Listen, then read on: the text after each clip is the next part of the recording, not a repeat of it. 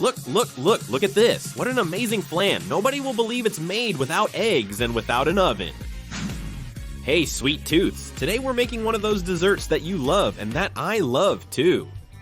With just 3 ingredients, without using the oven, the creamiest flan you've ever tasted. The first thing I do is coat a mold with caramel and leave it ready like that. This is optional, and as you can see, I'm using a pudding, bread, or cake mold, but you can use whichever one you want. There's no problem with that. Once it's coated with caramel, I set it aside. Here I have 2 cups of milk, 400 milliliters, and I'm going to dissolve in it.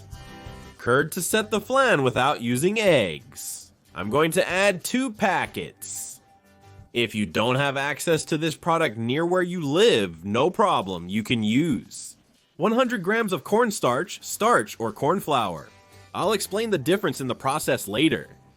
We mix it well, and now we go to a pot that I have over medium or medium-high heat, and here I add it. 400 milliliters, or 2 cups of condensed milk. I'm also going to add 200 milliliters of cream.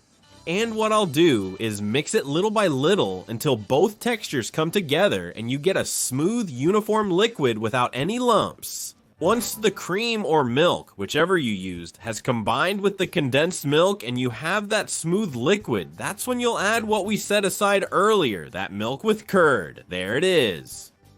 In this case, what we'll do is keep stirring it until it comes to a boil.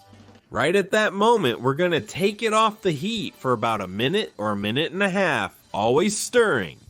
There it is. And after that time, we're going to put it back on the heat until it comes to a boil again. And once it comes to a boil, it'll be ready. In the case of cornstarch, you don't take it off the heat. You keep stirring it until it's creamy, and then it's ready to go into the mold.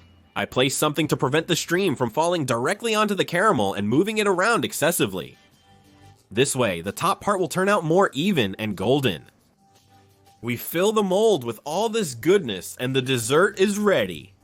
All that's left is to wait for it to cool down and put it in the fridge or refrigerator for at least a couple of hours.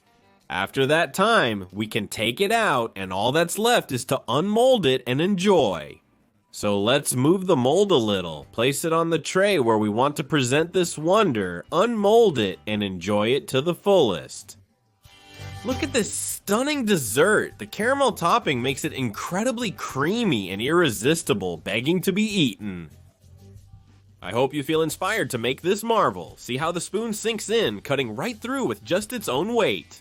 One spoonful and another one.